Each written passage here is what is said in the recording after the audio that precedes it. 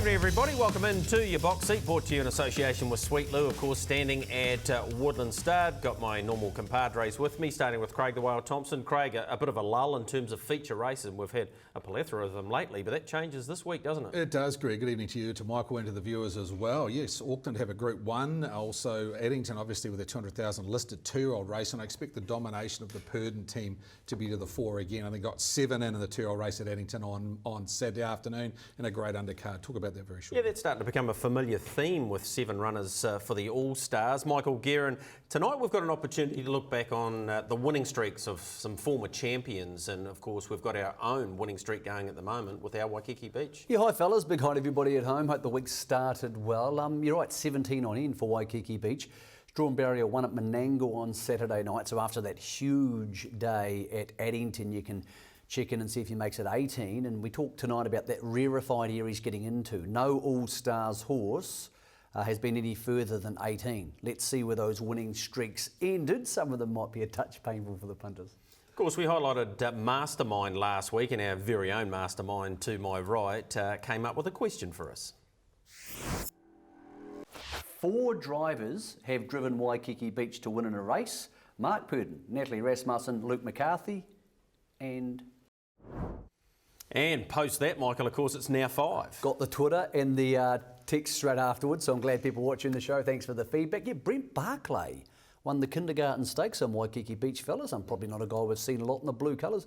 Very accomplished horseman. Now 5. John McCarthy driving him. We'll see that a little bit later on, but it's getting relatively exciting, guys. And look, sometimes winter can be a little bit of a drag in harness racing when you got Chris and me coming back up, heading to Australia, Waikiki Beach doing his thing, and of course the next month to the Jewels.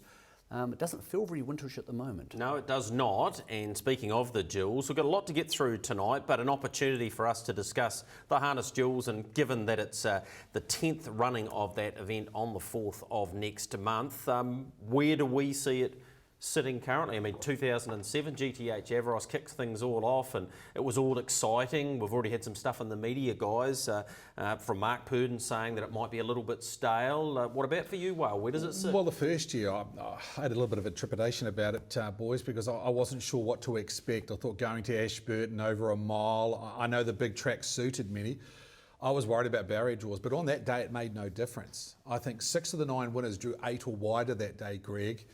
Many favourites won, but not in the manner that we thought would happen. I think it's been a revelation. I think it's something that the Galloping Code look at us and are envious of, and it's just gone on from there for the next 8 years. How much do you think, Michael Guerin, I'll come to you on this, the Jewels has changed the pattern of racing in so many other races as well? Yeah, look, that has, and the arrival of Menangle and to a lesser degree Melton has too. Once Australia went to bigger tracks and we got more Meadowlands-like racing, our drivers go there. The Dexters and the Zacks and the David Butchers and the Anthony Butts would come home and drive more aggressively. So we're seeing that at the Jewels. I think everybody talks about the Smolder race when Ideal Scott led and Smolder came and absolutely roughed him up, and that showed that barrier draws aren't as important as tempo.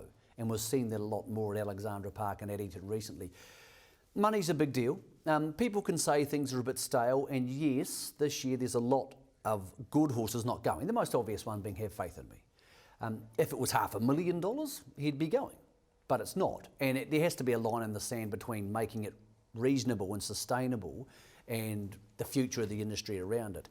You'd like to see those horses there. Personally, the fact that those horses aren't there and that we're not going to have Waikiki Beach and Lazarus there lends itself to some other horses winning, and I think that's important on Jules Day. I think the fact that Sunny Ruby beat Mon Bay last year is important. I think that other people win because it's an industry day. Otherwise, it's just a carbon copy of Cup Day at Addington to a lesser degree where the big stables dominate. So I don't mind the fact that some of the best horses aren't going to be there because let's be honest, otherwise we're going to be talking about Have Faith in Me, Lazarus. It's like watching the same video again after the whole season's gone past. So I don't mind the dynamic changing. I also think, guys, I'll be interested in your opinion on this, people are more realistic now. I remember back in the day, we had a horse called Metallica and Spicy, and they couldn't win the Jewels, but I wanted to go to the Jewels so we could go, oh, wow, we had a horse in the Jewels.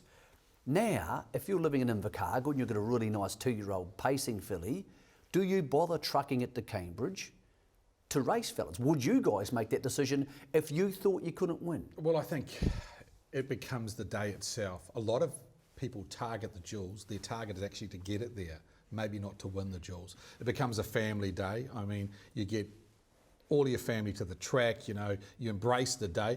Whether you win or not, I think, is irrelevant if your target is just to make the top 12. I mean, the ideal, obviously, to finish in the first 4 where the money is. But I mean, there's a lot of people that just look to get into the top 12. And I suppose it depends on where you're coming. I agree with Michael, maybe Invercargill to Cambridge is the exception. But if you're maybe based at Nelson, we've seen guys like Brent Weaver travel north, I think have a go. What about your bag?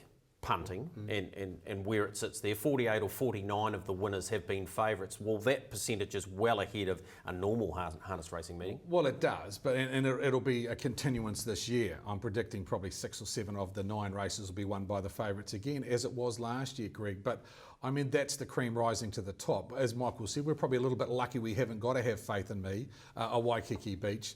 Mombai's going to detract a lot from the bidding, but what the TAB have done this week by taking him out of the market, we suggested they should have done that for the Road Cup. The TAB have listened. Yep, they have. Okay, so the future for this race meeting, Michael, I know there's been some talk about it shifting from a Saturday to a Sunday, but I did speak to Edward Rennell about that, and there are some pluses around both, but the obvious reason they'd stay on the Saturday is purely turnover based. Look, most times by Sunday morning, as somebody likes to have a punt, I don't bet a lot, I don't have, bet all day Saturday, but a lot of people don't feel like a punt on Sunday. A lot of people, it's a family day. And this thing that there'll be more media coverage on a Sunday is just rubbish. And then it doesn't happen that way. If you want to bet on the jewels, you'll find it. It's not like you're going to go, it's on the other channel. I don't know where that is. But gambling's changed so much in this country. Multi-bets and fixed odds are so big. We talk about on-course turnover, but when you go to the races, do you bet at the tote or do you bet on your phone beforehand, or do you have all your multis in play? Most people I know take pick 6 in the morning of the races. They don't take pick 6 on the day. So I think on-course turnover is a dangerous one to get too involved in using as an indicator. There's a couple of things I'd like to see change. Yes, I'd like to see it go back to $200,000. Would it bring many more horses? Would Have Faith in Me be here for 200? Probably not. I'd like to see an older horses free for all of $100,000. I would like to see Chris and Me there. Now, I know that may mean that the same best horse wins all the time and it might be a standout favourite, but it still adds a bit of glamour to the day. But that's a very small want, and can we justify that for the money involved? I think the day runs pretty well. Let's not forget, this didn't exist 10 years ago. They just pulled this out of nowhere and this money goes into the industry. So next time people want to complain about one factor or another, they've got to remember Harness Racing New Zealand produced this thing which, as you quite rightly said, Craig, the galloping industry's in awe of. Well, I think there's a saying, if it's not broke, don't fix it. And we've got a marvellous product at the moment. We've tried a Sunday in a small degree, having the 5-year-olds racing on that Sunday, Greg, and I felt it was a little bit lacklustre. I know we had a couple of races, but I think Saturday works. I know it's going against the other codes, but that's where the money is. A Sunday, people have bet through Thursday, Friday, Saturday.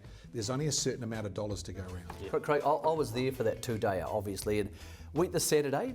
By the Sunday morning, I sort of got up and I'm like, you just don't. It's really that momentum and that enthusiasm and that adrenaline in your system on the Saturday, it dissipates. It's like if you go to a massive cricket game on a Saturday at Eden Park. The last thing I want to do the next day is go back to another massive cricket game. So it's really hard to hold it over 2 days, and I think Sunday's the wrong day for it, particularly that time of year. Otherwise, all that money goes into the pool to bet on the Queensland Gallops. It's Derby Day, there's also Oaks Day there on the 4th.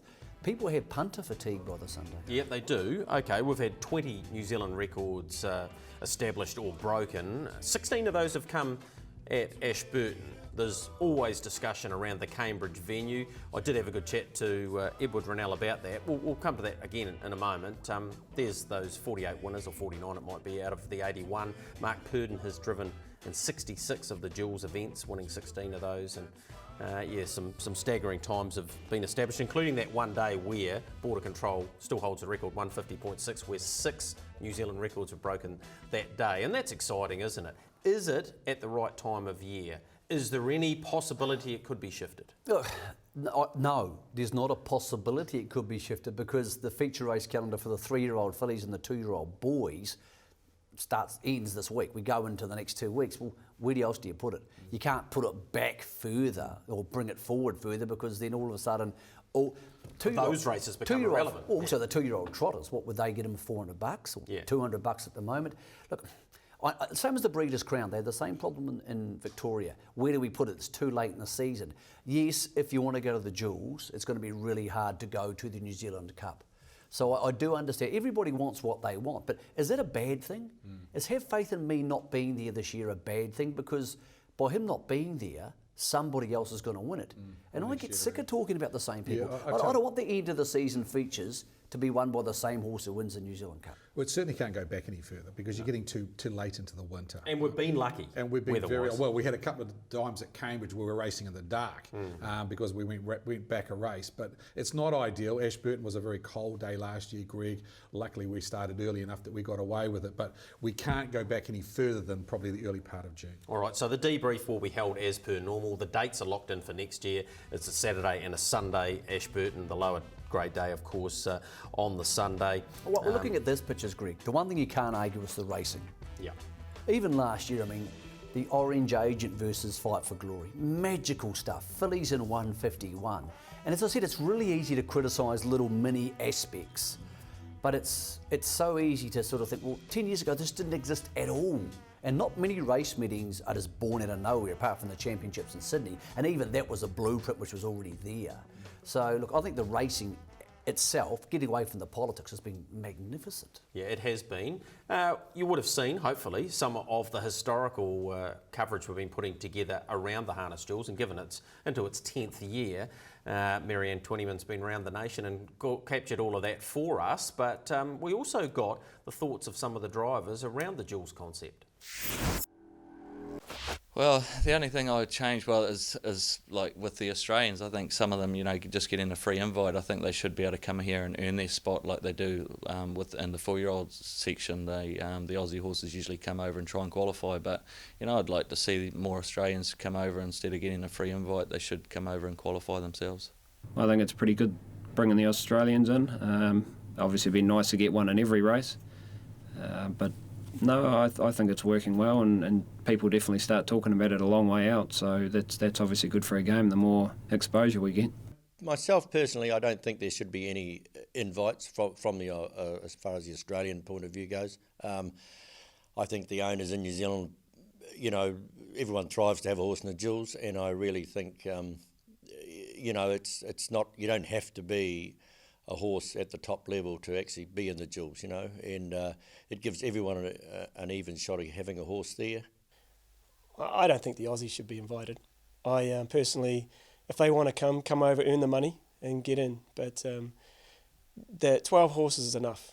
Once you put 13 horses in a field, it's a little bit tougher, and maybe because I'm a Kiwi, I don't think we should invite them, but I understand with the punting side of it, that's why they do it, but I'd rather see them earn their rights to be and not be invited. I'd probably prefer to run 1700 or on Cambridge, and I think they could even do that on Ashburton because it would start more in front of the crowd and give it a bit more of a buzz, especially on Ashburton. The mile starts probably only 150 off the turn out of the bend, which would make it, I think would make it a better spectacle. We know it's different racing over a mile at Cambridge compared to Ashburton, but there's still horses winning from everywhere on both tracks. So, and a mile, a good hard run mile, still brings the best out, and usually the best horse still wins the majority of those races. I think I'd just have it at Ashburton. I wouldn't have it at Cambridge. And I think the mile racing's good. And if I was to change one thing, I'd probably like to see bonuses put on every 400 metres of the race, which then gives every horse a chance. And your lesser horses drawn good will go for it. And what you'll get then is competitive racing for the whole mile. And I think that's what we want. Probably also change variety of tracks. Like there are some, I know Ashburton's a great mile of track, but maybe not so Cambridge, just a bit hard with the draw bad at around the 1,000 metre track, so that might be another thing. They're all very exciting races. I actually didn't think Cambridge would be as exciting as it has, so that's a good plus too, because I thought Ashburton was really the place they should be. That was my personal opinion, but Cambridge has lived up to something a wee bit different, so I think it's really good. I don't think so. Obviously, it's good now that they're all Group 1 races, and the prize money's up there. You wouldn't like to see it fall back anymore. So I think if we can keep it up 200,000 per race and 150 for the trotters would be exceptional. But I don't think you'd change too much at all at this stage. Nothing. I think it's good being in both islands. Track size doesn't make any difference to me, so no, I like the way it's run. I don't think so. I think they got the format pretty right. We'd like to see it maybe a little bit earlier in the year, perhaps. Apart from that, I think things are spot on. No, not really. No, I think it's a winner. No, I don't think so. Maybe, there's been talk of adding an older age group in, but obviously it's hard with their season being pretty long as well. So, no, look, I think the concept's pretty good. I think it works pretty well. The only thing I'd like to change is I'd probably like to win a few more of the races, but apart from that, it's fun, it's exciting, and it's quick and fast. No, I think it's pretty good the way it is. Just like I say, it goes to show that how much we've improved with our racing and times.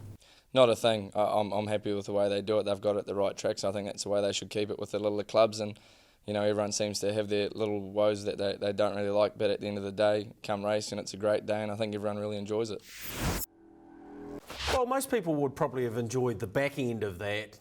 Todd McFarlane summed it up beautifully. I'd like to win a few more of I think these. that was the most honest thing said there. It's good that everybody has their opinion. Some people don't, it tends to be if you live in the South Island, you think Ashburton might be a better idea, and everybody who lives in the North Island thinks Cambridge is a great idea. And look, the Australian thing, my views on this are well known.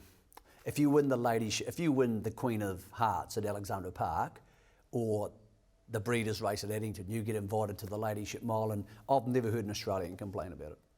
So why we complain about it? I mean, it's not like they've come over here and won 6 races. I take Todd Mitchell's point, though. He would like to see them come for more lead-up races. I'm not saying I'm right. Well, and we've seen that worked beautifully with Divisive, Mustang Mac, agreed. Blitzham called it. But it doesn't work for everything, because obviously it's so. For example, 2-year-old trotters. Really hard to come here and campaign a 2-year-old trotter when there's no races. So look, I don't think it detracts from the day, but everybody's welcome to their opinion on it. And I'll tell you, it's great that our horsemen take the time to give us their opinions, because it's something which everybody cares about. Yeah, they do. Now, I know you have a thought around the stake level, say, for example, for the 2-year-old trotters. Well, I think the 2-year-old trotters, it's so easy to get invited to the 12 because we just don't have the 2-year-old trotters going around. I mean, you can have a horse that wins $300 and make the top 12, and they're racing for the same money as the 3-year-old trotters, where they've worked maybe 15 or 20 starts during the season to get to the top 12. So that's a little bit of worry.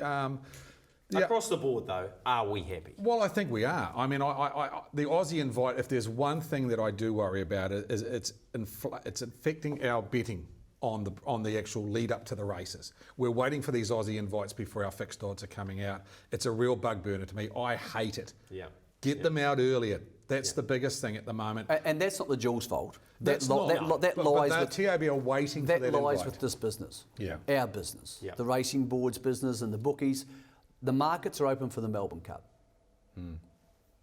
That's it. That's the end of the argument. Nothing more needs That's to be the said. end of the argument. But it could be done. It's just... Of course it could be done. It could be done. done. As I said, the market's open for the Melbourne Cup. I remember in 2008... I mean, it has been for months. It's in November. I remember in 2008 when Cambridge, the bookmakers had their worst day for around about $500,000. Those markets were out 6 weeks prior. Hey, if these markets had opened in February, they would have cleaned up on Have Faith in Me, they would have cleaned up on Lazarus. As I said, I know they are our bosses and we get paid by them. I don't care, because we also have a responsibility to tell the punters the truth. The fact that there's no betting on the Premiership and harness racing, but you can back on who's going to be the leading jockey in the South Island, that's disrespectful to harness racing. Yep, I couldn't have put it better myself. Speaking of markets, we've only got one more to come out. Here are the latest 2 we have. Speaking of the 2-year-old Trotters Ruby, here it is. All right, we've got Habibi Inter. I know, speaking to you earlier, Michael, you felt that was pretty fair. Look, I thought even money was very fair for him. Not many can win here, probably. Inghind's got the Sales Series trot this week, so I would suggest he might win that and he could be the short on that market, Greg. But hey, look, there's not many you look at the markets and they stand out, because when you're looking at these, you're saying to yourself, could this win from the second line? Because there's one chance in 3 you'll draw the second line. And could this win from the second line? Habibti Inter, could it give Inghind a start? Probably not. One little tip there, just be careful watching for horses who, because of manners, end up on the unruly, because that is a real problem. Yeah, just on the Aussie Invite, don't know enough about it, but would the $9.50 that the TAB are offering at the moment, I what's watched your it when thoughts at on that? Kilmore on Friday night. It doesn't look anywhere as advanced as Inghind, and to even more case of Habibti Inter. Couldn't back it at $9.50, but on what I've seen so far, it would sit alongside a Miracle Rising type horse. Okay. All right, very important time, of course, for the 3-year-old fillies. It is the Group 1 Neville this week and the Oaks the following week with the breeders. So let's have a look at the market for the Diamond. And Dream About Me, $1.85. Golden Goddess is obviously in the last month, her stocks or the last couple of weeks have gone up considerably, back to where they were probably at Christmas time, $2.30. And Piccadilly Princess, who's now won an Oaks in both countries, is a $4.20 hope. And this could change dramatically after Saturday. It could change again the week after that to the Oaks. Very few fillies just go bang, bang, bang and win all the time. We saw last year Orange Agent wins a Neville. Next week Fight for Glory wins. It came down to their barrier draws, and it'll come down to barrier draws too. Golden Goddess draws the second line, she'll be $5 on the day. Probably what has happened with Dream About Me losing that sequence of a winning streak now has been good, because what it has done is now people have looked at Dream About Me as being unbeatable. Golden Goddess beat her fairly and squarely, and there may be a little bit of a concern in the Dream About Me camp, but I think what it's done is close that gap between these good 3 fillies. Piccadilly Princess, Golden Goddess, Dream About Me. A lot will depend on the barrier draw. Yep. Any other stable, if they had just one of those, it would be their stable star, of course. They've got 3. And it's not a fait accompli. I mean, they're very good horses, but Louisiana Belle Midford. Well, she's won a Group 1. She's won a Group 1 against the older horses. You put her barrier 1 in the Jewels, and she may not win the Jewels, but she dictates 2 leads. Her or somebody else. So this is one of the more interesting ones, but these next 2 weeks are going to be hugely important to that. Again, though, you put Piccadilly Princess barrier 1, how does she not start favourite? So the barrier draw is more important for this division than any other division. Yeah, it's probably loaded in the bookmakers' favour. Betting options for you on Jules Day, they're normally a heap of those. We have the Terminating Pick 6, which is very popular, $100,000 guaranteed there. Bonus quaddies on the 2 quaddies, 2 to 5, 6 to 9, and yeah, plenty of bonus first fours there too. I tell you what, before Michael summarises this, I think the way to go on this, and I'd like the TAB, would be put money in more into the first fours. Terminating Pick 6, I'm a great fan of the Terminating Pick 6, but not on Jules Day. I tell you the reason why. 6 or 7 of the 9 favourites won the Jules. Okay, Pick 6 pays on average $200. That's great, but you got 10%, you're getting $20. If you put that money into the first fours and spread that extra $100,000 over 5 more $20,000 first fours, we looked on Sunday, they put $3,000 in the first fours. The average one was around 20, got up to 80 when it wasn't jackpotted. I think that's better for the public. I tell you what is good, what they do on the day, and it's one of the times they really nail it, the bookies. Head-to-heads, great. We're getting more group betting in harness racing, really good group betting, because it gives you an option to back a horse at $2.60. Most importantly, the times. They bet on the times under or over 151. That's really interesting to harness racing files, people like us who love that sort of stuff. Particularly through the day, because exactly, because it can change. Yeah. And we saw at Ashburton a couple of years ago, all the times were too high, and by the time we got to border control 150.6, it was like, that was thieving money. So they do a great job on the Jules bookies on the day. I, like everybody out there, would just wish the markets were opened a lot earlier. All right, there's a decent discussion on the harness Jules, and get used to it, because in the next 3.5 weeks there'll be a heck of a lot more. We'll take a short break here on your box seat. When we come back, we'll head across the ditch.